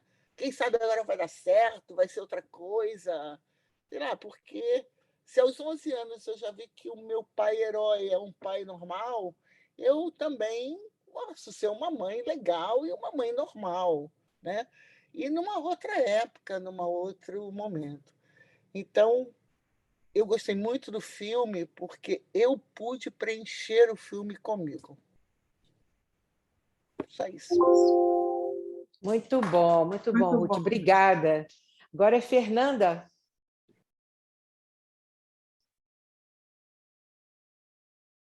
Boa noite. Eu estou muito feliz de estar aqui, que há muito tempo que eu não frequento essa sessão e sempre que eu venho me arrependo de não ter vindo antes. Mas porque foi muito bom, muito boas as contribuições de Sônia, Suzana Galego e também dos participantes. Mas eu vou, então, aproveitar o tempo. Eu queria falar do filme, porque o filme me intrigou, e inclusive me convocou a vir aqui hoje, porque eu não tenho vindo a essas sessões, né? Eu vi muito recentemente, há 2 dias atrás, alguma coisa assim, à noite, com o Ney, e ficamos intrigados com o filme. Primeiro, pelo ritmo lento, isso que acharam chato, né? Realmente, aquelas cenas do cotidiano, né? Cenas simples do cotidiano, e aquilo a gente vai vendo e tal. Mas, aos poucos, aquilo vai se delineando, eu acho, de muita delicadeza daquela relação pai e filha. E, e eu me lembrei, é curioso, eu me lembrei de uma cena, foi até seu Mir que comentou.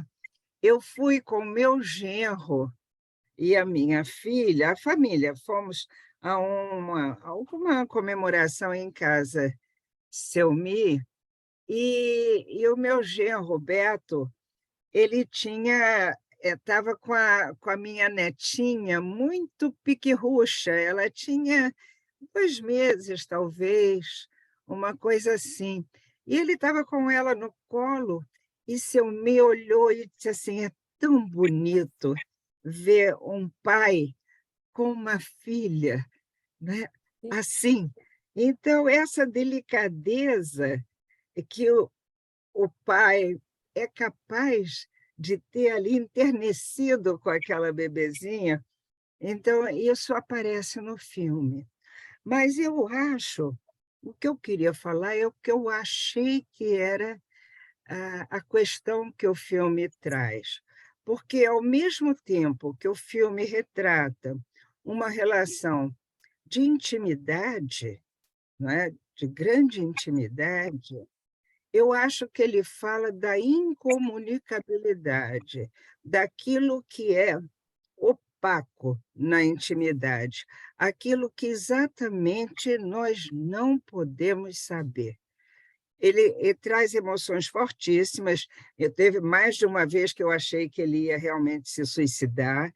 Não é um indivíduo fracassado. Quer dizer, os personagens são desenhados, são delineados. Ele é um homem fracassado, que a mãe é uma mulher bem-sucedida, porque ele está parabenizando uma notícia que a mãe dá a ele e que me deu toda a impressão que era algum sucesso profissional que ela teria tido, e que ele diz: parabéns, que bom para você e tal.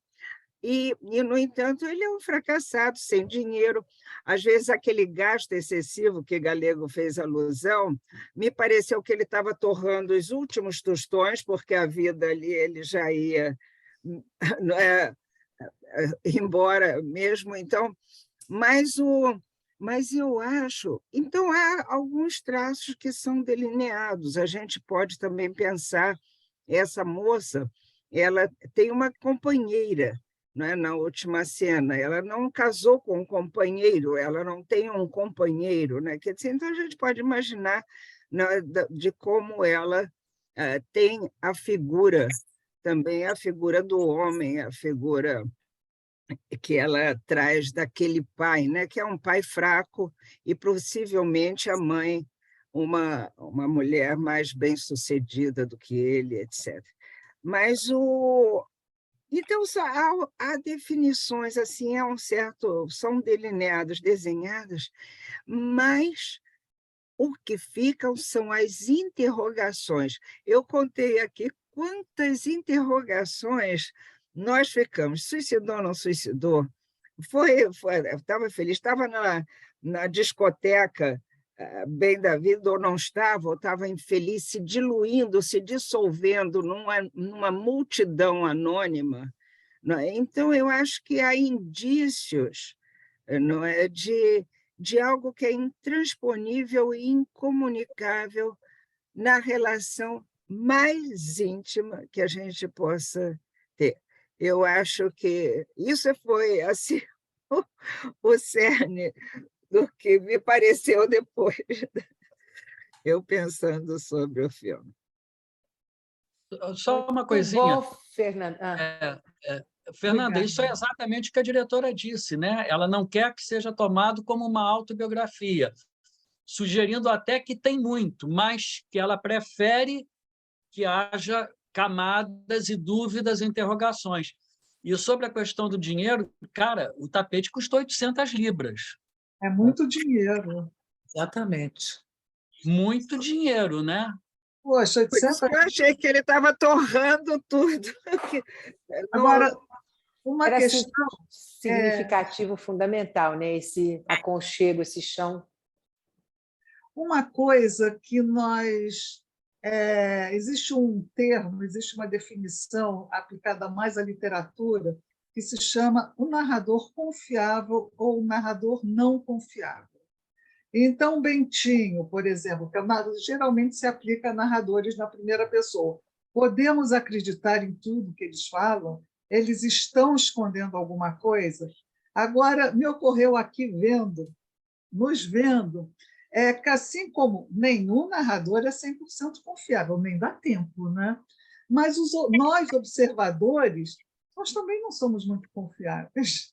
É muito interessante a perspicácia que a gente tem, como a gente muda em relação ao que a gente está vendo. Tem toda uma subjetividade que impregna o chamado produto audiovisual, o filme. Então, isso é porque nós mudamos. Então, quando nós vemos, viu, Munir, o filme 3 vezes, são muitas vezes 3 filmes diferentes. Nós não somos. Agora, tem gente que vê de primeira e saca tudo. Não é obrigatório, entende? Mas tem essa questão de ser confiável ou não. Então, a Fernanda falou, as pessoas não... É impossível saber tudo do outro, não é isso que você falou? Que a intimidade sempre deixa uma zona opaca. Ainda bem, Fernanda. Por mais mais íntimo que seja. Sim, mas aquilo lá, intimidade, eu vi assim como uma experiência de um junto, não importa que eu veja o céu de um jeito, ele do outro, aquele silêncio, aquele tititi, aquela conversinha do nada, que é uma coisa também da mãe com o bebê, e que os dois estavam ali numa troca, né, de um momento em que eu estou debaixo do céu, eu estou pensando uma coisa, está pensando outra, eu tenho lembranças dentro dos meus 11 anos e você dentro dos seus 30. Sônia, mas é uma área comum que se comunica, está sob o mesmo céu, sem ou dúvida. sob um solo comum, pode ser o céu comum, o solo comum. Isso é um compartilhamento, isso é uma experiência... É que isso contrasta com a incomunicabilidade que o filme retrata. É verdade. O cara está desesperado, está com choro convulso, a gente tem a ideia de que ele vai suicidar a qualquer momento, não é? Então, e ao mesmo tempo ele é capaz de ser dadivoso, generoso, cuidadoso com a filha, amoroso, e brigar com a filha também. Há desencontros, não é? A relação absolutamente idílica, mas é íntima. Há momentos de compartilhamento íntimo e momentos de não, como é toda relação. Então, aqueles momentos são preciosos. É o silêncio, é o barulhinho da água, é o céu. Isso é muito, muito bonito. Mas vamos seguindo, porque tem muita gente, tem gente ainda para falar. Não, falar dos escapes maníacos. Quando começa a tocar Macarena, ele combina com ela de jogar um papel no palco e sair correndo. Quer dizer, a gente sabe o que é isso, né? Ele está a brincar, né? Vamos nos divertir hoje, vamos nos divertir hoje. A gente veio aqui para se divertir, né? É uma ênfase de defesas maníacas contra o sem me esconde gracismo uma dele, depressão. que ela queria dançar e ele não. Então, o jeito dele é Não, fazer ela igual queria adolescente. karaokê, ele não. Ele queria dançar e ela não. A Macarena, ela queria ir lá, ele Ah, não. na Bom, Macarena? Não sei. bom, Fernanda, obrigada. Que bom que você está aqui. Muito bom. Venha mais, venha sempre. Uma contribuição sempre muito profunda. Aliás, né, porque você tem assim toda essa imersão no cinema, né, por causa da Mariana, né? Já tem assim a sua pé no cinema também, né? Mas olha, agora é Clarice. Clarice ou Bernard, não sei, está aqui a mão levantada da Clarice, né? Microfone. Uma Pronto. participação aí de fora, né, da sociedade, mas Hã? queria De dentro? Então, eu queria dar os parabéns para todos os comentadores e dizer que aqui o casal achou que gostou mais do filme depois que vocês falaram isso tudo, né? Porque emoção, é verdade, porque emoção eu senti muito na hora, mas fiquei perdida, sabe? Assim, alguém falou sobre pensamento linear, eu tenho uma formação um pouco mais assim, né? Nesse sentido. Falei assim, puxa, não me deram as respostas que eu estava esperando. E agora eu achei que tem uma resposta triste, que eu acho que ele foi-se embora, sim, naquele final. Eu acho que essa viagem, como memória, eu acho que foi uma despedida que ele teve com a filha, fazendo dívida, sabe lá se essas 800 libras não foram lá para o pau, porque não sei se ele tinha condições de pagar e ele gastou lá o que não tinha. E aí eu, assim, sem questões autobiográficas, eu acho que não sei se depressão, mas a tristeza dela é do sentimento da perda daquele pai. Então, que isso é uma coisa que se carrega para o resto da vida. Então, assim, e aí eu pensei até, que ninguém comentou, uma certa dificuldade com a maternidade, que eu não sei como apareceu lá naquele casal, deve ter sido, não sei se é uma adoção ou agora essas fertilizações, né, modernas. Tinha uma criança, um bebê lá, e ela estava tão mal que não conseguia atender o bebê chorando, enfim. Então, eu achei assim que todos os que falaram, eu concordo. O tapete, por exemplo, quem tem coisas antigas de família, a vontade que a gente tem de guardar aquilo para sempre e que alguém vá guardar para a gente, né? Então, reclamam que a minha casa tem muita coisa. Eu falei, então, quando eu não tiver, vocês veem se vão guardar, se vão jogar fora, mas eu quero ter algumas coisas aqui. Mas eu queria dizer que, assim, assistir vocês foi bom por isso, porque me apareceu várias coisas que no filme eu estava muito ansiosa. Eu achava mesmo a palavra que o Galego falou, que é a Sueli, eu estava esperando que ali aparecesse uma desgraça completa.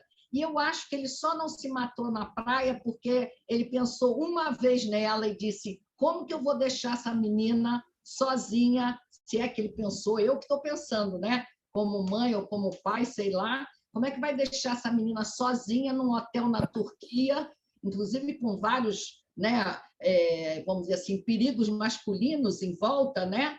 Então, sei lá, isso sou eu também falando aqui agora. Mas ele ficou com medo, né? Se arrependeu. Mas ali era para ele ir embora também. Então, eu acho que, assim, né? Como descrevem muito, aquela porta, né? aquele caminho da luz. Então, eu acho que ele seguiu, sim, esse caminho da luz. Foi bom, eu gostei mais do filme e vou ver outras vezes. Aí eu ia falar que, numa adolescência parecida com ela, eu não vou dizer o número, mas os Beatles, que foram uma paixão da adolescência muito intensa, que supriu várias outras partes da minha vida, eu vi mais de 20 vezes. Então, quando a gente tem uma relação com alguma coisa, a gente vê muitas vezes. Não tem problema nenhum. Tá? Obrigada. Muito bom, Clarice, muito obrigada, foi ótimo. Deixa eu só comentar aqui que a Ruth Cândida diz assim, esqueci de dizer que se você escrever Afterson, seria depois do filho. O filme ocorre nessa fase da vida depois de ter filho. Esse é o comentário da Ruth. Bom, tem agora duas pessoas, tem a Aline e Vanessa, para a gente ir assim, ainda tem minutinhos até 9h. Então, Aline. Olá, boa noite. Boa noite. Primeiro, eu estou achando muito rica essa conversa, esse encontro.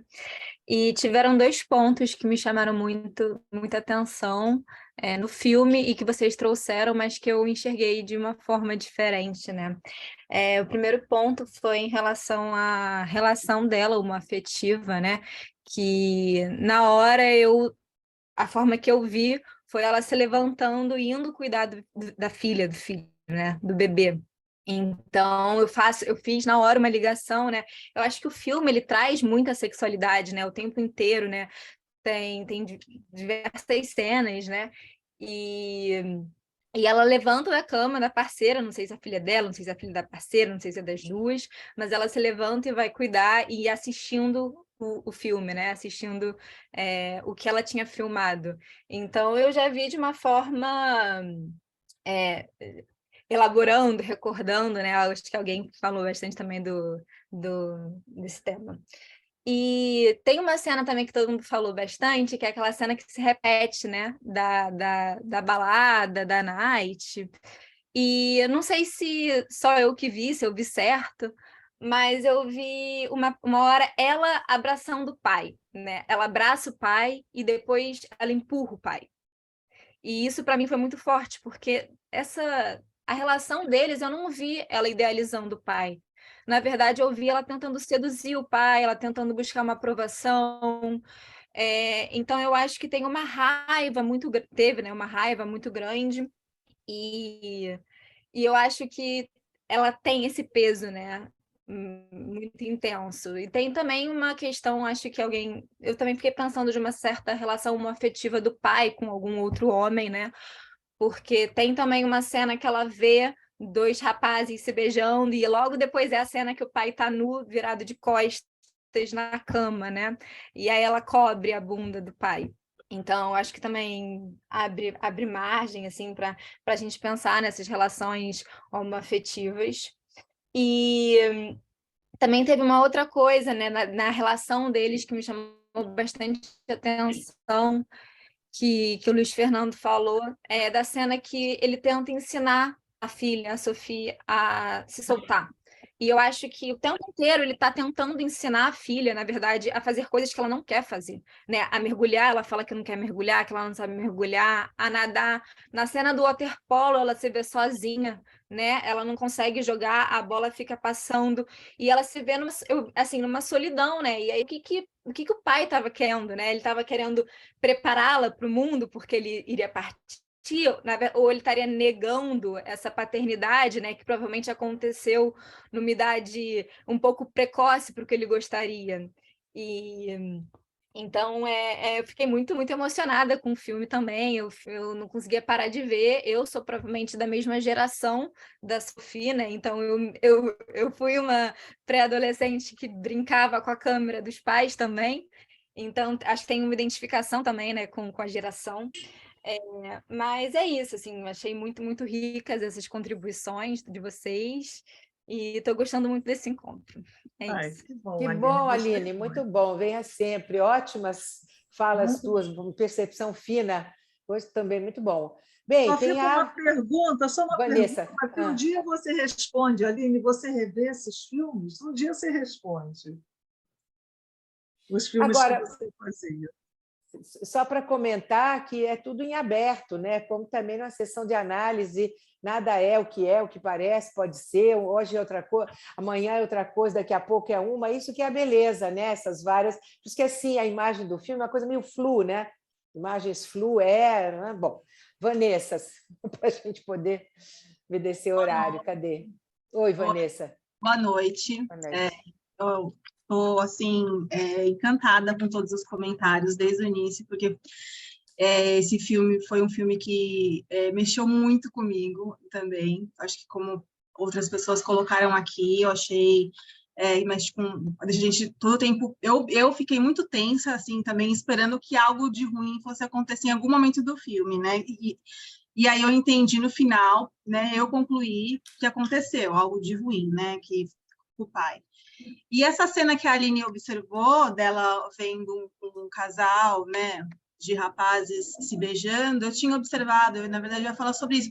E eu até cheguei a pensar, é que eu não consegui voltar para ver o filme assim, com detalhe, mas eu achei até que ela tivesse visto o pai, né, porque foi na noite que ela ficou sozinha, né, que o pai deixou ela ficar no hotel sozinha, e assim, aconteceu várias coisas com ela, né, assim, enquanto o pai estava, enfim, com os conflitos dele, né, e tal, aconteceu várias coisas, aquela turma de adolescentes.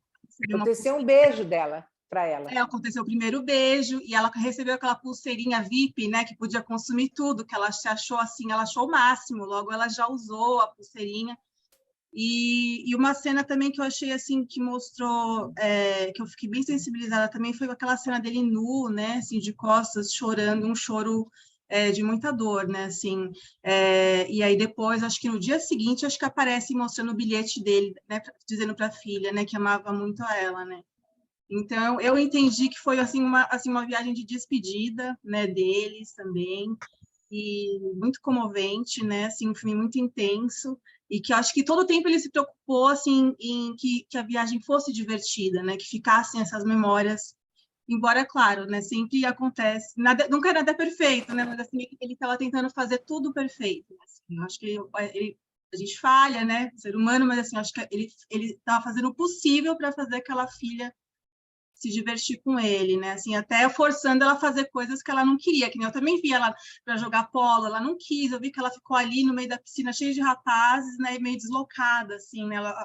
Então, assim, mas a tentativa do pai eu achei linda, e a ligação deles, embora eles não morem juntos, né, ela cresça longe dele, eles têm, assim, uma sintonia e uma intimidade muito grande, né? Achei uma graça a Sophie, e o pai dela também. É isso. Muito bom. Ela é uma coisa, né? Tem mais alguém que quer falar? Não sei se eu pulei alguém, será? Ou não? Eu queria falar uma coisa, Sônia. Fala, Mônica. Não, eu escrevi, mas eu queria falar, porque já está chegando o último minuto, dizer que essa sessão de cinema é um after sun, né? Logo depois do pôr do sol, começa às 7 da noite. E que o after sun hoje foi muito rico. Agradeço a todas as contribuições, me ajudaram muito. Eu gostei muito do filme, embora também tenha ficado um pouco angustiada, mas com as contribuições deu outras tintas. Muito obrigada. Que bom. É isso, provocar. Cinema nos provoca, né? Bem, gente, então, Suzana Galego, alguém quer falar? Alguém mais que participou? Gostei muito de todo mundo falando, foi uma ótima. Vou rever. Eu quero agradecer a todos, acho que foram comentários muito ricos. Eu queria comentar uma coisinha que eu esqueci de comentar, que o filme tem essas dicas, né? Uma cena que eu só percebi agora da terceira vez, a importância dela, porque é tudo bobo, né? Tudo não, né? Muitas coisas parecem bobas. Quando ele vai mergulhar, ou depois que ele mergulhou, está tirando aquela roupa, tem um rapaz dizendo que tem 30 anos, que está para ter um filho e que não conseguiu ter o trabalho e o emprego que o pai, ou a mãe, ou os avós esperavam dele. Quer dizer, o filme joga coisas que às vezes você vai perceber racionalmente ou não, mas que acabam penetrando numa camada também subconsciente, inconsciente, pré-consciente do espectador, né? Achei ótima essa lembrança do After Sun e After Sun, porque para os ingleses isso é um trocadilho famoso do Hamlet, quando ele está discutindo com o tio, né? E o tio diz que você agora é um filho para mim, ele diz, eu estou demais ao sol. Em inglês o trocadilho é óbvio. Se você está me tratando como filho, eu estou me queimando demais ao sol, né? Por você me chamar de filho, porque eu te odeio. Você matou meu pai e comeu minha mãe, entendeu? Quer dizer, enfim, esse trocadilho para a língua inglesa, para quem, né? Eles têm uma familiaridade com Hamlet muito maior do que a gente em inglês, né? E, para terminar, tinha uma outra coisinha que eu queria comentar, mas eu acho que eu já esqueci, já está muito tarde. Então, eu só queria agradecer muito os comentários de vocês, que enriqueceram demais mesmo a nossa percepção, quer dizer, mesmo vendo o filme 3 vezes, tem coisas que vocês falaram que eu não tinha percebido. E eu acho que isso serve como um treinamento também para o trabalho analítico. Quando você pega um filme desses, né, você está treinando também a sua escuta, a sua visão, né, e você vai reelaborar, e vai ver de novo, ou não vai ver, e vai ver diferente, como os pacientes nunca são os mesmos, né? O mesmo paciente nunca é o mesmo, né? Às vezes ele chega num dia completamente diferente da última sessão e a gente fica perdido e a gente tem que dar conta de ficar perdido. E eu acho que esse tipo de filme, a mim, me estimula muito, né? Foi muito rico. Então, tem 34 críticos de cinema aí, né? Todo mundo fez assim, ótimas observações e foi muito legal, foi muito bom para a gente. Eu também, assim, depois pensei mais coisas, e, nossa, eu não reparei nisso, naquilo, eu vi umas 3 vezes também. E é belíssimo o filme, né? Muito bonito, né? Tem Sônia, um ritmo, parabéns pelo início. Obrigada. Parabéns. Tem um ritmo anti tudo em todo lugar, é um ritmo anti esses, né? Porque ele é lento, né? É assim, você fica olhando, como diz assim, a vida passa devagar, eita vida besta, meu Deus, né? Assim, não é? Tem uma lentidão que é essencial. Pré-rede social. Pré-rede social. Eu acho que isso faz muita diferença. Tem uma calma, a menina come, ela olha para o pai, ele olha para uma coisa, pega a outra. Não olha para o celular. Bem, então, beijos. Gente, muito obrigada. Obrigada, Suzana. Sônia também. Valeu. Até o próximo mês cinema. Tchau, tá? Boa noite. Tchau, Galego. Tchau, Suzana. Beijo. Tchau. Obrigada, Sônia. Obrigada a todo mundo.